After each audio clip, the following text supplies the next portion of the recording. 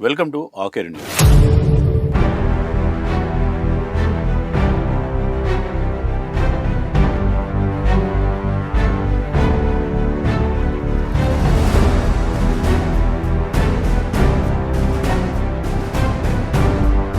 ఎన్ని పదవులు అనుభవించినా పార్టీ పరాజయం పాలైందనుకో ఒక్క క్షణం ఆలోచించకుండా పవర్ పార్టీలోకి జంప్ చేస్తున్నారు ఈనాటి రాజకీయ నాయకులు. అందుకు విరుద్ధంగా ఏకంగా 40 ఏళ్ల పాటు ఒకే పార్టీలో క్రమశిక్షణ కలిగిన ఒక సైనికుడిలాగా కొనసాగడం అనేది చాలా అరుదైన విషయం. అలాంటి నాయకుడు పశ్చిమ ఎమ్మెల్యే నాయన్ రాజేందర్ రెడ్డి గారు ఇప్పుడు మన ఆకేర్ స్టూడియోలో ఉన్నారు. ఆయనతో మాట్లాడి ఆయన రాజకీయ జీవితం, ఆయన జీవన ప్రస్థానం గురించి తెలుసుకుందాం. అన్నా నమస్తే. నమస్తే.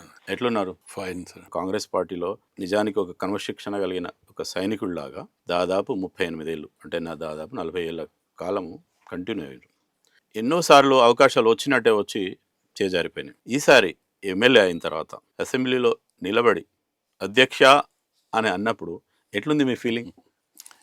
జీవితంలో పదవి ఉన్నా లేకున్నా మనము సహాయం చేయగలుగుతాము, సహకరించగలుగుతాము అన్ని విధాల అభివృద్ధిలో కానీ ఎందులో కానీ. పదవి లేకున్నప్పుడు ఎట్లున్నామో ఉన్నా కూడా అట్నే ఉన్నాం. కానీ పదవి వచ్చిన తర్వాత నలుగురికి ఎక్కువ సహాయం అఫీషియల్గా చేయగలుగుతాం.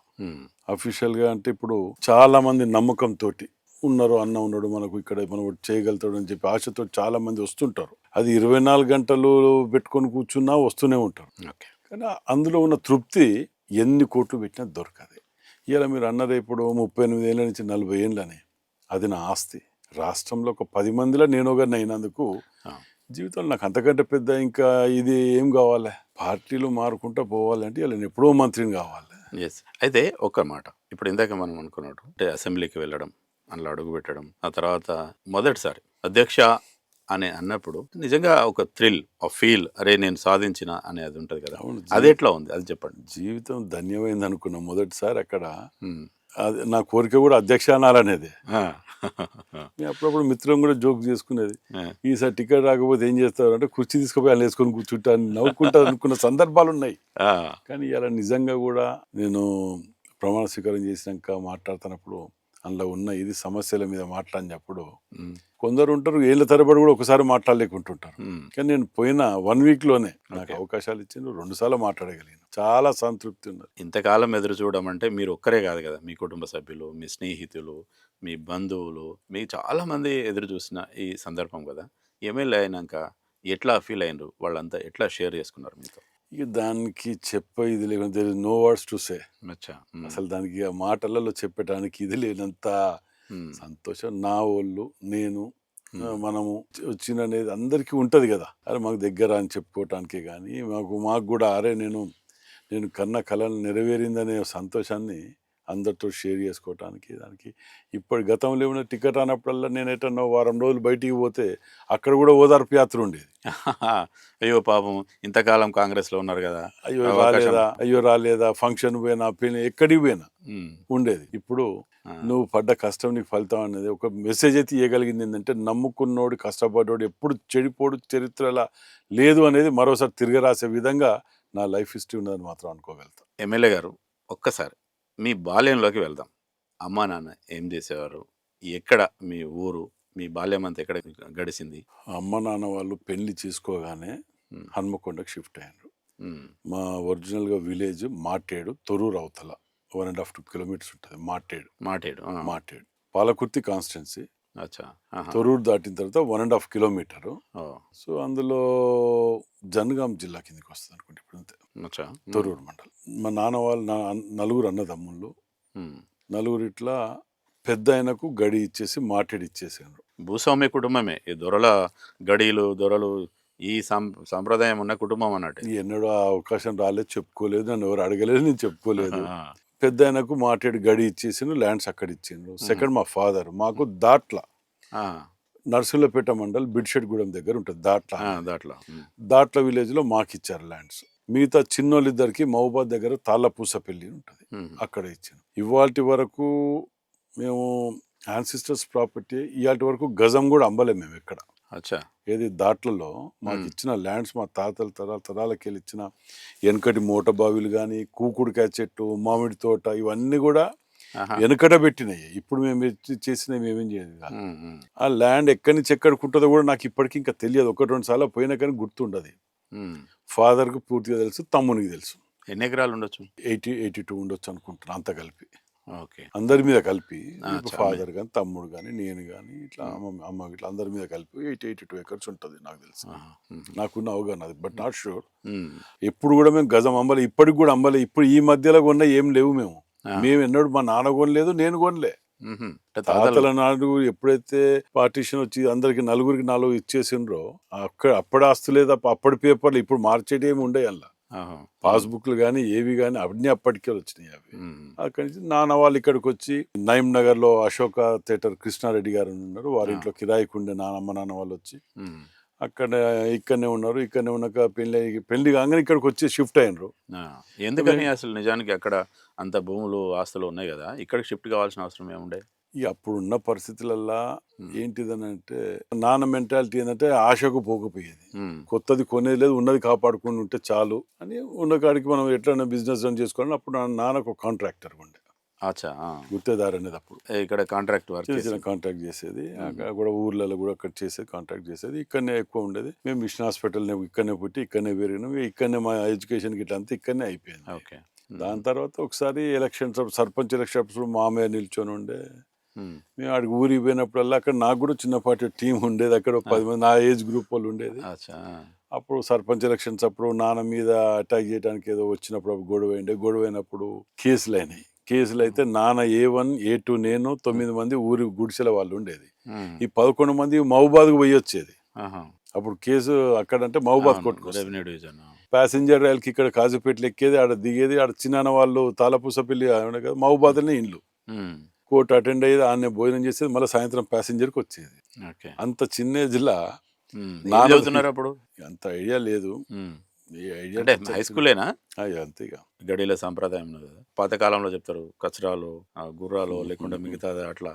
అట్లాంటి అనుభవాలు ఏమైనా ఉన్నాయా? ఎండాకాలం సెలవులలో వెళ్తారు కదా. సమ్మర్ హాలిడేస్లలో పోయేది. ఉమ్, అమ్మ వాళ్ళ ఊరికి కూడా పోయేది, నాన్న వాళ్ళ మా ఊరికి పోయేది. ఉమ్, అక్కడికి పోగానే దసరా సెలవులకు ఎక్కువ సమ్మర్ హాలిడేస్ పోగానే అందరు చుట్టాలు గిట్టాలు అందరు వచ్చి కూర్చొని ఒక దగ్గర కూర్చొని ఇట్లా ఇటు కార్డ్స్ ఆడుకుంటూ కొంతమంది ఇటు.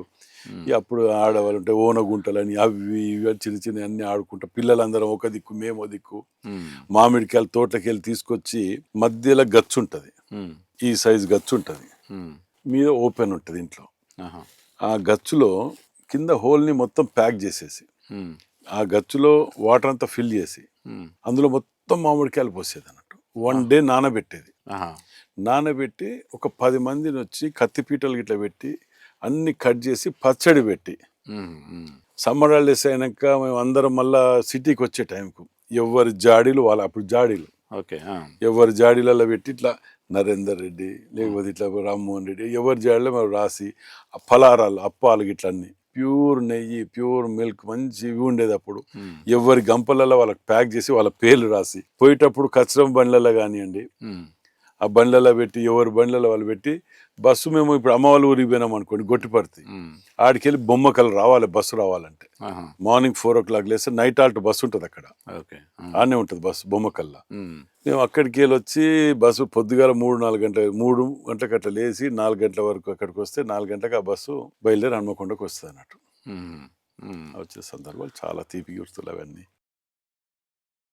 కాంగ్రెస్ పార్టీలో చేరే ముందు ఈ రాజకీయంగా మీకు ఎవరు ఇన్స్పిరేషన్? అసలు ఈ రాజకీయ ప్రస్థానం ఎట్లా మొదలైంది మీకు?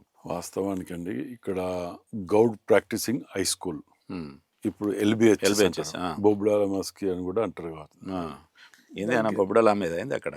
అది తెలియదు ఎందుకంటే అంటే నాకేమైందంటే చాలా మందితో అంటే విన్నా నేను, ఎవరైనా మాట్లాడేటప్పుడు కూడా LBHS అనగానే కొంచెం ఇప్పుడు ఆ టైంలో చదువుకున్న వాళ్ళందరూ బొబ్బడాల మస్కి అంటారు. 7th వరకు సెంజా స్కూల్, 8th లో కొత్తగా government practising high school English medium first batch అప్పుడే రిలీజ్ చేసింది. వీళ్ళు చదువుకున్న వాళ్ళందరం దగ్గర 40 members లో 30 members అలాగే పోయినాం సెంజా స్కూల్ నుంచి.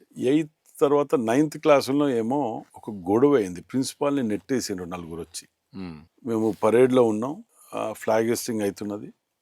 ఫ్లాగ్ హెస్టింగ్ అయితే అంటే 4 వచ్చిండ్రు, ఏదో గొడవ అవుతున్నది, ప్రిన్సిపాల్ని నెట్టేది కింద పడ్డాడు principal. Okay. Goud practice high స్కూల్లో పడగానే అప్పుడు కూడా మేము ఎప్పుడో 10 అవుటర్సా? మందిని బయట నుంచి వచ్చిన వాళ్ళా? బయటికి వెళ్ళి వచ్చిన విత్ ఇన్ ద స్కూల్ వాళ్ళు ఇద్దరు ఇంక్లూడ్ అయినారు, ఆ నలుగురు కాకుండా వీళ్ళిద్దరే వాళ్ళని తీసుకొచ్చాను అవుటర్స్. ఓకే. అక్కడ దానికి కింద పడగానే నేను అక్కడికి ఉరికి నేను అడ్డం పోయినాను. అడ్డం పోయినాగానే నన్ను కూడా ఇట్లా నెట్టేసాను. నెట్టేయంగానే నాతో పాటు ఎప్పుడో 10 మంది మేము టీమ్గా ఉండేది ఆ రోజులకి వెళ్ళి ఎప్పుడు కానీ ఎక్కడికి పోతే ఎటు పోయినా టీం ఇది పోయేది. అప్పుడప్పుడు స్కూల్ ఎగ్గొట్టిపోయి మేము విజయటాగిరి సినిమా చూస్తానికి కూడా పోయినప్పుడు కూడా అక్కడ ఉన్న సత్యనారాయణ సార్ థియేటర్లకి చెవు పట్టుకొని తీసుకొచ్చిన సందర్భాలు ఉన్నాయి మమ్మల్ని. సో అప్పుడు ఉండే కాబట్టి మేము అక్కడ తిరుగుబాటు చేసాం. మరి ఆయన ఎందుకు వచ్చేది? మీరు మీలాంటి వాళ్ళు వస్తారనే వచ్చేదా? ఆయన కూడా సినిమా చూడడానికి వచ్చేదా? కాదు, నేను అటెండ్ అయితే ఈ 2-3 బెంచ్లు ఉండేది, నేను ఉండకపోతే 2-3 బెంచ్లు ఉండవు, ఖాళీ ఉండేది. ఖాళీగా ఉన్నదంటే ఖాళీగా ఉన్నట్టు వీళ్ళందరూ ఎక్కడో కూర్చున్నారు అన్న. విజయ టాకీస్, జిఆర్ టాకీస్ అని చెప్పి అప్పుడు విజయ టాకీస్ అనగానే విజయ టాకీస్ ఎవరో చెప్తారు, మా దాంట్లో చెప్పకుంటే ఎట్లా వారికి ఏం తెలుస్తుంది, వచ్చినట్టు అడిగి వెళ్ళినాడు అని చెప్పి నన్ను ఒక్కరిని పట్టుకొని అన్ని వచ్చిన. ఓకే. సో అప్పుడు ఈ నెట్టేసిన దాంట్లో నేను గట్టిగా తిరుగుబాటు చేసి గట్టిగా వాళ్ళని స్కూల్ నుంచి మనం తరిమి కొట్టే విధంగా మనం చేయగలిగినాం. చేసినప్పుడు ఏమైందంటే మిగతా వాళ్ళందరూ కలిసి మనని పొద్దుగా లేవగానే ఇది ఎట్లా తయారు చేస్తారు, మనని పబ్లిక్ తయారు చేస్తుంటారు, హీరోని కానీ గుండాయిజం రౌడీయిజం అంటేనే ఫస్ట్ స్వాతంత్ర పోరాటానికి పోయినట్టు మర్యాద ఇస్తారు బయట, అదే స్వాతంత్ర పోరాటం పోయినకి ఇయ్యరు. దానికి మనకు దాంతో పాటు అట్నేగా ఆర్గనైజేషన్కి వచ్చినాం. Inter first year junior college అక్కడ ఎలక్షన్స్ ఉన్నప్పుడు ఎన్ఎస్ఏగా ముద్ర పడిపోయింది అక్కడ.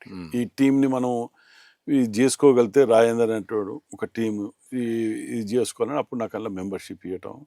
అప్పట్లో అంటే కాంగ్రెస్ పార్టీకి హైగ్రవచారి, పురుషోత్తమరావు, ఐగ్రోచారి గారు మాకు ఎక్కువ ఇక్కడ ఉన్న దాంట్లో ఏది కానీ వారే అయ్యగారు అనేది. మేము ఢిల్లీకి 2-వీలర్ ర్యాలీ పోయినాం. మేము 2-వీలర్ ర్యాలీ 5 వెహికల్స్ 10 మెంబర్స్. ఎక్కడి నుంచి? హనుమకొండలో ఐగ్రోచారి గారే మాకు ఫ్లాగ్ ఆఫ్ ఇచ్చింది. ఢిల్లీ పోయినాం. P V Narasimha Rao at the time. ఎన్ని రోజులు పట్టింది? 5 days. ఏం వెహికల్స్ అవి? Hero Honda, Kawasaki. అప్పుడు ఈ 5 బండ్ల మీద 10 మెంబర్స్ మేము ఇక్కడ నుంచి పెట్రోల్ పంప్ దగ్గర అయ్యగారు మేము పోతాం, డబ్బులు కావాలి అంటే వీళ్ళకి అప్పుడు అయ్యగారుకు ఈ బనియన్ జేబు ఉండదు, బనియన్ చేయి పెట్టి ఇట్టి అంటే కౌంటింగ్ నడుస్తుంటది లోపల. తీసి 2,500 ఇచ్చిండు 5,000 బిండర్లకి 50 రూపీస్ నోట్స్. మొక్కలన్నీ మార్చినట్టు ఉండగానే ఏంట్రా సరిపోలేదు అని చెప్పి ఆయనతో 2,500 కూడా తీసి ఇచ్చిండు అన్నట్టు. ఈ 5,000 పట్టుకొని మా దగ్గర పట్టుకొని ఇట్లా peace rally, Rajiv Gandhi youth forum, peace rally, self employment, family planning అని ఇవి అవన్నీ పెట్టుకొని వాటి మీద పోయినాము. అక్కడ ఢిల్లీకి పోయినాం అన్నట్టు. 5.5 days పట్టింది. అప్పటి నుంచి ఇక కాంగ్రెస్. నాకు కాంగ్రెస్ అనే దానికంటే ఎక్కువ గాంధీ ఫ్యామిలీ. నేను గాంధీ ఫ్యామిలీ అని అంటే ఎట్లా ఏంటి, వారు చేసిన సాక్రిఫైస్ చేసిన ఫ్యామిలీది ఇవాళ రేపు సోషల్ మీడియా తోటి వాళ్ళని మన గాంధీ గారిని కూడా గాడ్సే గొప్ప అనే తత్వాలు వచ్చిన రోజులు ఇవి. వాళ్ళ రాజకీయాల గురించి గాంధీ గారినే చరిత్రని తిరగరాసే విధంగా వాళ్ళని ఓ దొంగలుగా చిత్రీకరించే విధంగా వ్యవహరించిన తీర్లు చూస్తుంటే బాధ అనిపిస్తుంటుంది. నేను గాంధీ కుటుంబం ఫస్ట్. నాకు ఆ ఫ్యామిలీ ఎన్ని వేల కోట్లు ఇచ్చినా అందులో ఎవరు కొసెళ్ళిండ్రండి? ఆ ఫ్యామిలీలో ఎవరన్నా కొసెళ్ళిండ్రా? ఒరిజినల్ డెత్ ఎక్కడన్నా ఉన్నదా? ఎన్ని కోట్లు ఉంటే ఏం లాభం? ఇలా సోనియా గాంధీ గారు వాపస్ పోయినప్పుడు కూడా నా దగ్గర ఫొటోస్ ఉన్నాయి సెల్లో ఇప్పటికి కూడా. సోనియాజీ వాపస్ ఆవ్ దేశ్కు బచావ్ అని చెప్పి నిరాహార దీక్ష చేసిన నేను కాంగ్రెస్ భవన్లో. ఆమె రాజకీయాల నుంచి నా పిల్లలు, నేను, నా సంసారం ఇది అంత చంపుకోటాలు ఇవన్నీ ఏంది పీస్ఫుల్ లైఫ్ పోతున్నది అని చెప్పి ఉన్నప్పుడు మేము నిరాహార దీక్ష చేసినాం ఇక్కడ. మొన్న కూడా రీసెంట్గా కూడా గాంధీ ఫ్యామిలీ కాకుండా వేరే వాళ్ళకి ఇవ్వాలి అన్నప్పుడు మేము అందరం జిల్లా ప్రెసిడెంట్ ఉత్తమ్ కుమార్ రెడ్డి గారు పిసిసి ప్రెసిడెంట్ ఉండే, జిల్లా ప్రెసిడెంట్ అందరితో తీర్మానం చేసి ఉత్తమ్ కుమార్ రెడ్డి గారికి ఇచ్చినాం. గాంధీ ఫ్యామిలీ మాత్రమే ఇవ్వాలి, కాంగ్రెస్ అంటేనే గాంధీ, గాంధీ అంటేనే కాంగ్రెస్ ఫ్యామిలీ. ఓకే.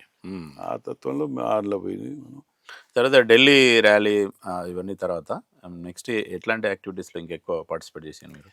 దాని తర్వాత సీకేఎం కాలేజ్లో మా మీద ఫస్ట్ కేసు ఫైల్ అయింది సీకేఎం కాలేజ్.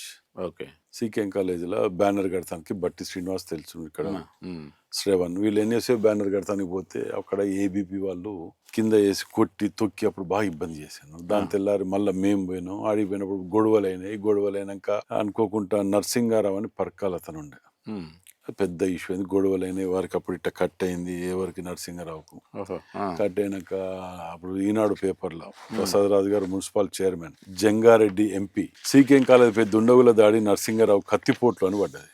ఇప్పటికి నిద్ర లేపి అడిగినా చెప్తుంది, సీకేఎం కాలేజ్ పై దుండగుల దాడి నరసింహారావు కత్తిపోట్లు అచ్చా ఆ రోజుల్లో. ఇక దాని తర్వాత కోర్టు కేసు అంటే మాకు తెలిసినాయి, ఇక అప్పుడే గవ్వేగా చూసుకుంటూ తిరిగిన దాంతో కొట్టుడు పోయినాయి. Arts college, next arts college. Um. Arts కాలేజీలో గొడవలు అయినాయి ఒకసారి. నేను ఫస్ట్ ఇయర్లోనే ఉంటున్నాయి. ఆ. ఫస్ట్ ఇయర్లోనే ఒడ్డపిల్ల రమేష్ అని ఫ్రెండ్ ఉండి, ఇప్పుడు దోస్తే అతను. ఉమ్. మరి మాకు గొడవలు అయినాక ఒడ్డపిల్ల అంటే బాగా భయపడేది ఆర్ట్స్ కాలేజీలో. ఎందుకని? ఆర్ట్స్ కాలేజ్ దగ్గరలో ఉండేది. అక్కడ వాళ్ళు అంటే ఒడ్డపిల్లి అంటే నాకు భయభృతులకు ఇది చేసేటటువంటి ఇది ఉండేది, ఉమ్. చాలా ఫెరీషియస్గా ఉండేది వాళ్ళు. అచ్చా. అప్పుడు ఆ గొడవలైనప్పుడు ఒక పెద్ద తిరుగుబాటు చేసిన దాని మీద నేను. ఉహు. ఉమ్. ఈ రమేష్ మేము గొడవలైనప్పుడు ఫ్రెషర్స్ పార్టీ అవుతున్నప్పుడు ఆర్ట్స్ కాలేజ్ ఆడిటోరియంలో గొడవ అయితే నన్ను కొట్టినప్పుడు. ఆహా. నన్ను కొట్టినాక మేము దాన్ని అది కొట్టి మళ్ళీ ఎవరు రియాక్ట్ కారు జనరల్గా. అక్కడ మేము రియాక్ట్ అయ్యి మళ్ళీ దాడులు చేయడం. అచ్చా, మళ్ళా కొట్టిరా? ఆ దాడులు చేయడం వల్ల ఏమైందంటే ఎన్ఎస్ఏ ప్రెసిడెంట్ ఇచ్చిన నాకు ఆర్ట్స్ కాలేజ్. జనరల్గా ఫైనల్ ఇయర్ వాళ్ళకి ఇస్తారు, ఆ. కానీ నాకు ఫస్ట్ ఇయర్లో ప్రెసిడెంట్ ఇచ్చిన ఆర్ట్స్ కాలేజ్లో. ఉహు. ఎందుకంటే స్వాతంత్ర పోరాటానికి పోయినాం కదా. అంటే నేను ఎక్కడో ఉత్తగేం చెయ్యలే. ఆ. ఇప్పుడు ఆ రోజులల్లా ఆ. నాకు ఓ స్థాయిలో పెళ్లి అవుతుందా కాదారా ఇట్లా పోతున్నాం అని చెప్పి ఇంట్లో అడిగిన సందర్భాలని ఉమ్. ఉమ్. నేను అన్నా, నా ఫ్రెండ్ సీనుని కొడుతుంటే ఉమ్. నేను చూసుకుంటుంటే మంచోడిని, ఉమ్. నేను సహకరించి తిరుగుబాటు చేస్తే చెడ్డోడు. ఉమ్. అంటే ఏది నిజం అనేది నేను కంపేర్ చేసుకుంటా కదా. ఉమ్. అది ఏదన్నా కానీ నా దోస్తుని కొడితే నేను తిరుగుబాటు చేస్తాను, నేను ఊరుకొని చూసుకుంటా కూర్చునే తత్వం నాది కాదు. ఆ. ఓకే. ఆ టైప్లో పోయినా కాబట్టి దానికి ముద్ర ఇవి బహుమానాలు. నిజమే. మరి అప్పుడు ఎక్కువ రాజకీయాలు, కేసులు, అంత చిన్న వయసులోనే ఇవన్నీ జరుగుతున్నప్పుడు మరి పెళ్ళికి సంబంధించిన సమస్య వస్తుంది కదా మీట్లో. మరి ఏంటి మీది ఏమన్నా లవ్ మ్యారేజా, అరేంజ్ మ్యారేజా? Love and arranged. ఎట్లా మీ పరిచయం ఎట్లా? ఇక కాలేజీలో అక్కడికి పోతుంటే కలిసినాం. కలిసిన తర్వాత ఇంట్లో అడిగిపించిన తర్వాత ఇంట్లో లేదు, ఇరు వర్గాల ఇళ్ళలో ఒప్పుకున్నారు, ఎక్కడ కూడా ఏ ఇబ్బంది కాకుండా. మీరే అడిగిరా ఎట్లా? నేనే అడిగి. కానీ ఆ రోజులలో అట్లా అడగాలంటే కొద్దిగా సాహసమే కదా. అట్లా అటువైపు నుంచి కూడా నచ్చింది చేయడం నాకు అలవాటు.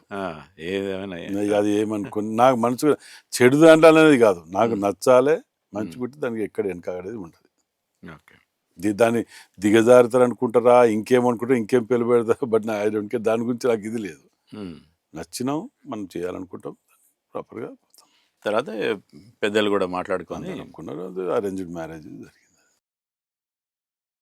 తర్వాత ఇప్పుడు ఇందాక మనం మాట్లాడుకున్నట్టు చాలా కాలము మీరు ఎదురు చూసిన సందర్భాల్లో ఇంతకుముందు చెప్పినట్టు ఈ పరామర్శలు, సానుభూతి కార్యక్రమాలు ఎక్కువ ఉండేవి కదా. ఎక్కడికి పోయినప్పుడు అయ్యో పాపం ఇంతకాలం ఉన్నాడు, రాజకీయాల అవకాశం రాలే, ఎమ్మెల్యే కాలే, కనీసం ఇంకేది రాలే అని ఒక సానుభూతి ఉండేది కదా, ఓదార్పు యాత్ర మీ పద్ధతిలో.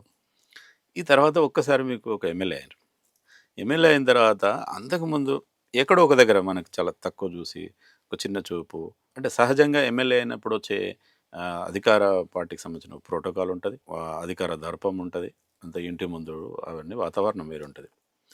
అప్పుడు కొంచెం చాలా తక్కువ చూసి లేదా పట్టించుకోకుండా ఉన్న వాళ్ళు, బంధువులు కావచ్చు, స్నేహితులు కావచ్చు, బయట వాళ్ళు కావచ్చు, అధికారులు కావచ్చు, ఒక్కసారి ఎమ్మెల్యే అయినాక వాళ్ళ ప్రవర్తనలో మార్పు వచ్చి మీ దగ్గరికి వచ్చిన వాళ్ళు ఉన్నారా? ఇది మానవ సహజం. ఇది అంటే మన తెలంగాణ భాషలు చెప్పాలంటే బొర్రలు పిర్రలకు పీటలు వేస్తారు అంటాం. అది సహజం. అది అప్పుడు కొద్దిగా మనిషి కొద్దిగా లోపటికి ఉన్నాడు, అటు ఇటు ఉన్నాడు అంటే 4 బండలు వేస్తారు. కొద్దిగా మంచిగా ఉన్నాడు అంటే అహరాయిందరు అంటారు. ఓకే. అది మానవ సహజం. అది మనము మెంటల్గా ప్రిపేర్ అయి ఉండాలి. ఏంటంటే నా ఇంటికి నీ ఇల్లు ఎంత దూరం ఉంటుంది, నీ ఇంటికి నా ఇల్లు అంతే దూరం ఉంటుంది. అది గుర్తుపెట్టుకొని మనం కూడా వాళ్ళతో అట్నే వ్యవహరించాలి. మనం ఎక్కువ నువ్వు అప్పుడు ఇట్లా చేసినావు, ఇది అన్నావు, ఇచ్చినావు, ఇది అన్నావు, అది అని మనం అనకూడదు. మనం ఎక్స్పోజ్ కాకూడదు. చేతనైతే సాయం చేద్దాం. నీ దగ్గర మార్పు రావాలి, అతని దగ్గర మార్పు రావాలని కోరుకొని ప్రవర్తిస్తుంటా నేను. అతను రియలైజ్ కావాలి. నా దగ్గర కొందరు వచ్చిండ్రు, అప్పుడు కొన్ని ఇబ్బందులు పాలు చేసిన వాళ్ళు వీళ్ళు వచ్చిండ్రు. వచ్చినాక వారు పని గురించి వచ్చడమే ఇది చేస్తాడో చెయ్యడం. రాయందర్ గెలుతాడా, అది చేస్తాడా, గాయనకు పని ఏం చేయాలి అని వచ్చిండు అనుకున్న వాళ్ళు. ఎలక్షన్స్ నెల రోజుల ముందు కూడా గెలిచలేదు, సచ్చలేదు, 4 సార్లు ఎమ్మెల్యే గెలిచిండు, ఆయన రాయందర్ గెలుతాడా అని ఒక చిన్న మీటింగ్, రౌండ్ టేబుల్ మీటింగ్లే అన్న వ్యక్తులు. డైరెక్టే నా ముందు కాదు, ఓకే. వాళ్ళ దాంట్లో.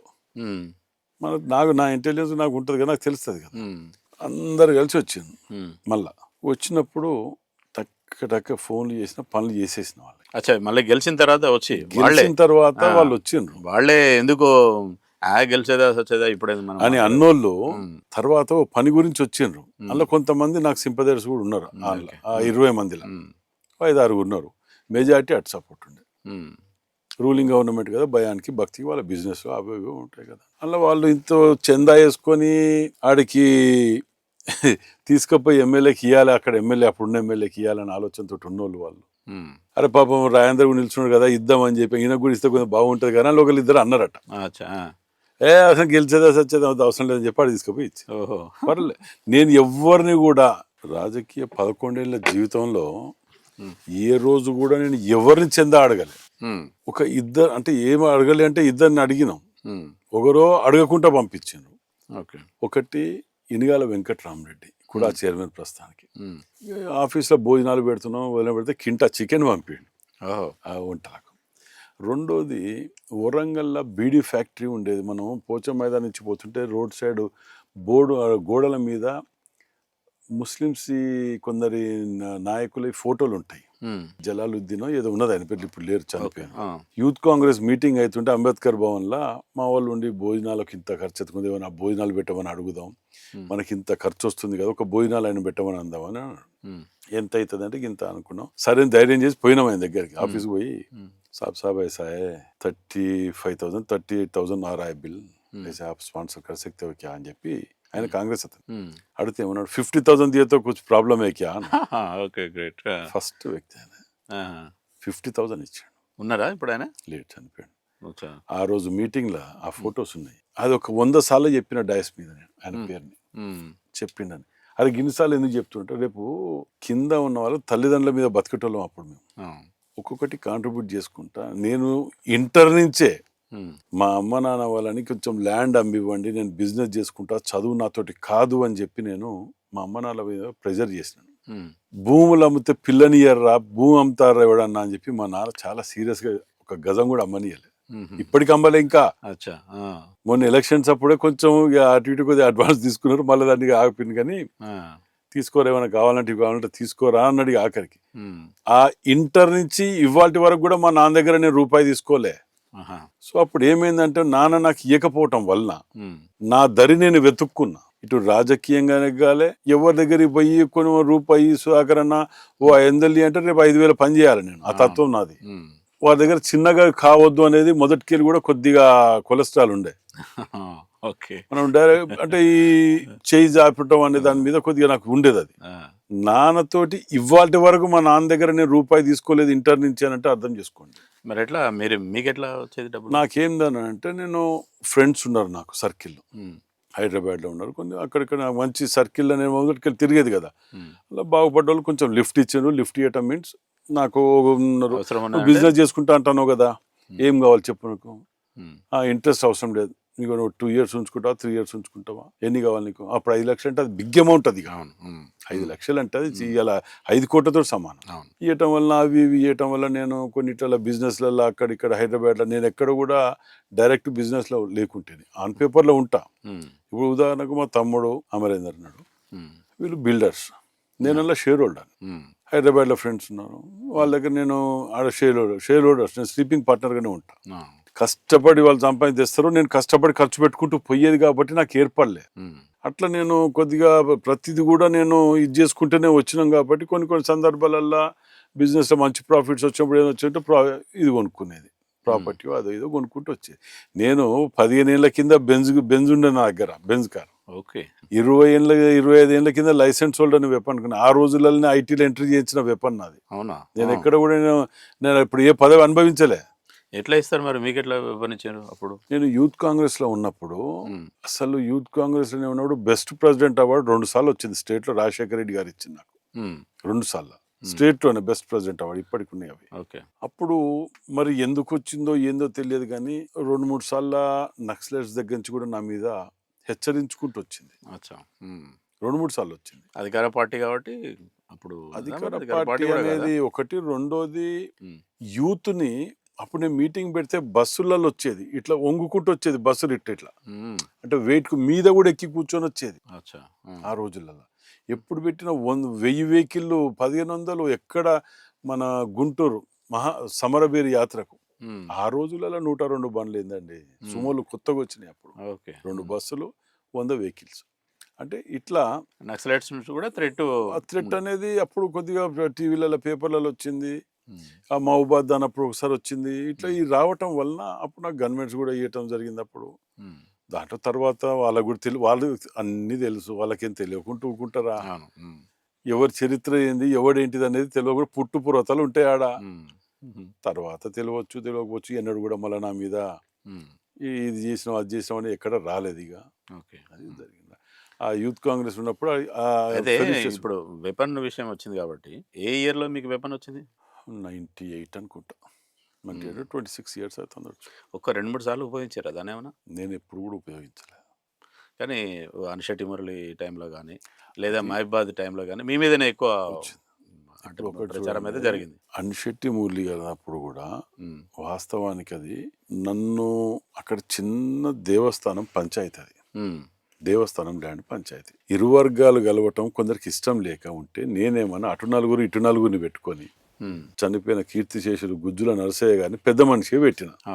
ఎందుకంటే వారు RSS దేవస్థానం గుడి భక్తి ఉన్నదనేది కాబట్టి ఈ 2 వర్గాలని కోఆర్డినేట్ చేసుకుంటారని వాళ్ళని పెట్టడం అక్కడ ఇష్టం లేక గొడవ జరిగి దీన్ని విభజించి ఉంటే రాజకీయ పబ్బాలు గడుపుకోవటానికి కొందరు ప్రయత్నాలలో ఉన్నారు. అలా మురళి రావటం చేయటం నెట్టేసుకోవటంలో అది పిస్టల్ జారి కింద పడుతుంటే నేను తీసుకోవడం ఇట్లా పెడితే పెట్టినట్టు కానీ గిన్నె పెట్టింది పెట్టుకుని జేబులకి కింద పడ్డదానికి ఎవరికైనా గురి పెడితే నేను లైసెన్స్ హోల్డర్ పిస్టల్ని, నేను గురి పెడితే నేను పెట్టినట్టు, కొన్ని చేయి పట్టుకొని నడిచినట్టు తీసినట్టు, ఇళ్ళ పడేదాన్ని పట్టుకున్న దాని ఫోటో కదా అది. అదే ఆ తర్వాత మరి ఈ వెపన్ అదంతా టీవీలలో పేపర్లలో అది వచ్చింది కదా, మీరు అన్షటి మురళి మీరు మళ్ళీ క్లోజ్ అసోసియేషన్ ఉండేనా? తర్వాత కూడా ఇమ్మీడియట్ మాకు 4 రోజుల తర్వాత కలిసి జరిగింది.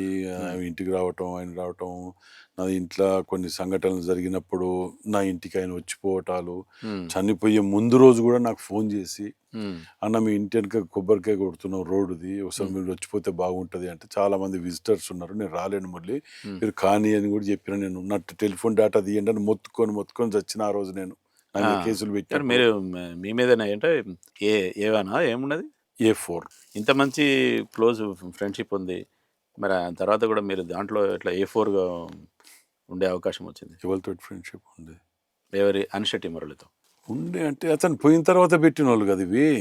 ఇవాళ ఆ ప్రభుత్వంలో ఉన్న మేధావులు, స్వాతంత్ర పోరాట యోధులు, త్యాగమూర్తులు, ఉద్యమకారులు వీళ్ళు మమ్మల్ని ఇరికిచ్చిన దాంట్లో ఎవరున్నారు ఏందనేది జిల్లా ప్రజలకు తెలుసు, రాష్ట్ర ప్రజలకు తెలుసు, అందరికీ తెలిసింది. ఓకే, ఏమైంది ఆ కేసు మరి తర్వాత? దాని తర్వాత నేను డిశ్చార్జ్ పిటిషన్ వేసినాను హైకోర్టులో. డిశ్చార్జ్ పిటిషన్ అసలు నాకు దీనికి ఏం సంబంధం అని పెట్టినో నాకు ఇప్పటికి అర్థం కావట్లేదు. దీని గురించి నాకు కొట్టేయాలి, దీన్ని నాకు సంబంధం లేని కేసు అని చెప్పి అడిగినాను. పిటిషన్ పెట్టాను. కోర్టు వాదపనులు విన్నారు, దేనికి పెట్టింది, తనకి ఏం రిలేషన్, ఏం ఆధారాలు ఉన్నాయి, ఏమున్నది చెప్పని చెప్పి అడిగితే ఏమీ ఇది చేయలేకపోయాను. ఏమి ఉంటా కదా చేయదానికి, నన్ను తీసేసిన. అయితే ఇక్కడంటే సరే వెపన్ కింద పడిందేమో కానీ మహబాద్లో మాత్రము ఏకంగా మీరన్నట్టు గురిపెట్టినట్టే, ఉద్యమకారుల మీద గురిపెట్టినట్టే మీ మీద ఎక్కువ ఆరోపణలు వచ్చినాయి. మనకు అక్కడ అసలు వాస్తవం చెప్పాలంటే అక్కడ ఏం జరిగింది ఒకసారి అక్కడ మీకు చెప్తేనండి. మేము ఇక్కడ వాస్తవానికి జగన్ గారికి, రాజశేఖర్ గారి కుటుంబానికి కూడా మేము విధేయులుగా ఉన్నాం. జగన్ గారు వస్తుంటే కాజుపేట పోయినాం. లేదు ఇక్కడ డోర్లు ఓపెన్ చేసే లేదంత ప్యాక్ ఉన్నది, మహబూబాద్ పోండి అని అంటే నా దగ్గరికి ముందు రోజు రాత్రే మక్కన్ సింగ్ ఠాకూర్, ఇప్పుడు ప్రజెంట్ ఎమ్మెల్యే, ఆయన కౌశిక్ వీళ్ళందరూ వచ్చి ఇక్కడనే పండుకున్నారు గెస్ట్ హౌస్లో నా దగ్గరనే. పొద్దుగా లేసి ఇక్కడికి పోయినాం. ఇక్కడ ఫుల్ ప్యాక్ ఉన్నది అని అంటే మహబూబాద్ పోతే అక్కడనే కదా ప్రోగ్రామ్, అక్కడనే కదా అని చెప్పి అక్కడికి పోయినాం. తొవ్వర పోయేటప్పుడు ఛాయ్ కాగినా మేము సేఫ్ అవుదాం, టాయిలెట్ కాగినా సేఫ్ అవుదాం. చక్కగా ఈడెక్కినాం, వాడు దిగినాం, అందులో పోయినాం. అందులో పోయినాక ఆ రూమ్లో రెడ్డి నాయక్ గారు, పుల్లభాస్కర్, అందరు, కొండమూలి గారు వీళ్ళందరూ అందులో ఉన్నారు అని చెప్పి రమ్మంటున్నారు అంటే నేను అడిగి పోయాను. ఆ రూమ్లోకి ఇట్లా వచ్చిన లేదు, రైల్వే స్టేషన్లో VIP లాంచ్ ఓకే. ఆ లాంజ్లోకి పోగానే దాడి జరుగుతుంది. ఒక్కసారి స్టార్ట్ చేసిన అప్పుడే అరే ఇది నాకేం అర్థం కాలేదు 2 నిమిషాలలో. అటు బయట వాళ్ళు బయటకే ఉరికిరు, ఎటు వాళ్ళు అటు ఉరికిరు, రూమ్లో తలుపులు పెట్టేసింది. ఈ రూమ్లో 20-25 మంది ఉన్నాం. 20-25 మంది బట్టి రూమ్ అది మరి 20-25 కాదు, ఎక్కువనే ఉన్నాం. 9 మంది గన్మెన్లే ఉన్నారు కదా. ఓకే. 9 మంది గన్మెన్లే. రూమ్ అంత పెద్దగా ఉన్నదా మరి? పెద్దది అది. ఓకే. అది వెనుకటి రూము. ఇట్లా అన్ని మీద అవి ఉంటాయి, హోల్స్ ఉంటాయి గాడుపు రావటానికి. నా రూమ్లో 4 దిక్కుల అవి ఉంటాయి, అవి వెంటిలేటర్స్ తిరిగి అవి ఉంటాయి, కిటికీలు ఉన్నాయి. అలా పోగా దాడి జరుగుతుంది. నేను చెయ్యలేదు, అట్లా దూసుకొస్తున్నాయి. అసలు అది 80mm కంకర కదా. ఉద్యమకారులు అంతా ప్లాన్డ్గా. ఇప్పుడు ఈ హరీష్ రావు వీళ్ళందరూ ఏంటంటే వీళ్ళకు మొదటికెళ్ళి రెచ్చగొట్టడం, ఇప్పుడు రెచ్చగొట్టడం, ఇప్పుడు మళ్ళీ దుకాణం పెడుతున్నారు కదా కొన్ని. వాళ్ళకి ఏం లేదు, మేము ఇది అభివృద్ధి చేసినాం, ఇది చెప్పుకోవాలనేవి ఏముండయి, రెచ్చగొట్టడం బతకటమే తప్ప. ఆ టైంలో రాళ్ళు వచ్చినాయి, రాళ్ళ వర్షమే కదా. రాళ్ళ వర్షం అంటే అది ఉత్త వర్షం కాదు. డోర్లు ఆ రాళ్ళు వచ్చి తాకితే డోర్కు బార్డర్ ఫ్రేమ్ ఉన్నది తప్ప మధ్యలో ఉన్న ఏవి లేవు. టేబుల్ అడ్డం పెట్టినరు, ఇది చేసిండ్రు, గన్మెన్లు ఫైర్ చేసిండ్రు, అంతా జరుగుతున్నది. రాయందర్ దగ్గర వెప్పన్నది, నా దగ్గర 24 గంటలు ఉంటుంది కాబట్టి రాయందర్ దగ్గర ఉన్నది అన్నారు. ఆడ police department commissioner, CPI, SP గారు వీళ్ళందరూ ఉండి రాయందర్ ఏంది వెప్పన ఉన్నది డిపార్ట్ చేసిన వాళ్ళు దానికి చెకింగ్ పంపుతారు కదా, ఫైర్ చేసిందా లేదా ఆడి పంపారు. నాది ఫైర్ చేయలేదు, క్లియర్గా వచ్చింది రిపోర్ట్. ఫైర్ చేస్తే తెలుస్తుంది దాంట్లో, అలా తెలిసిపోదు. ఇప్పుడు అక్కడనే స్పాట్లో సరెండర్ చేసినాం కదా, తీసుకున్నారు కదా వెపన్స్ అన్ని, గన్మెన్లు అన్ని ఫారెన్సిక్ రిపోర్ట్ పంపుతారు కదా. పంపుతా ఫైర్ చేస్తే ఏమవుతుందంటే అలా ఇది ఉంటుంది, కార్బన్ అవన్నీ వచ్చి ఉంటాయి. క్లియర్ రిపోర్ట్ ఏం లేదు, ఫైర్ చేయలేదు, క్లియర్గా వచ్చింది. అంటే అప్పుడు కూడా కానీ ఎక్కువ మంది అంటే ఎక్కువ ప్రచారం జరిగింది అయితే మీరే ఫైర్ చేసినారు. నాకు కొంచెం చిన్నప్పటికీ కొన్ని లాటరీ టికెట్లు బాగా తాకుతుంటాయి ఇట్లాంటివి.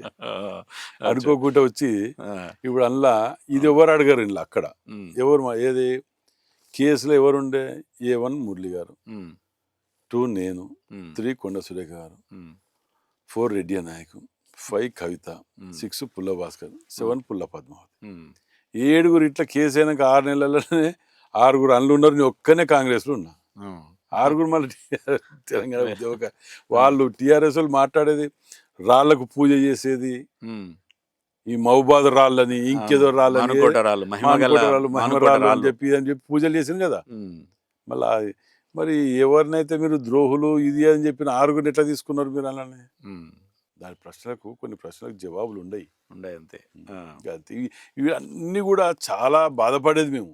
వాస్తవాలకు చాలా దూరంగా ఉండేది. ఈ పబ్లిసిటీ ఎంతైతే జరుగుతుందో ఈ అసలు వాస్తవాలకు చాలా విరుద్ధంగా ఉండేది. మీ జీవితంలో ఒక పూడ్చలేని ఒక విషాదం మిమ్మల్ని వెంటాడుతుంది. ఎదిగిన కొడుకు అంటే యాక్సిడెంట్లో చనిపోవడం. ఈ బయటికి వెళ్తున్నప్పుడు అరే నా కొడుకు ఎదురొస్తే బాగుండు, నేను ఎమ్మెల్యే అయినా కదా, బాబు ఉంటే ఎంత బాగుండేది ఎప్పుడు అనిపిస్తుంటుంది. అనుక్షణం అనుకుంటూనే ఉంటాం. శత్రువు కూడా ఈ పరిస్థితి రావద్దు. మీకు కూడా ఒక ఎమ్మెల్యే ఉన్నారట. ఎవరా ఎమ్మెల్యే, ఏమో కథ? మనవరాలు. కబ్జా కానీ ప్లేసే లేదు.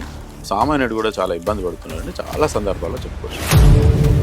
నిజంగా అది ఎలక్షన్కి సంబంధించిన ఆరోపణలేనా, నిజంగా దాంట్లో ఏమైనా వాస్తవం ఉందా? టీఆర్ఎస్ ఉన్న పార్టీ ఉన్న ఆఫీసే కబ్జా గురేనా? ఆఫీస్కి పర్మిషన్ లేకుండా అంత పెద్ద కన్స్ట్రక్షన్ ఎట్లా కడతారు?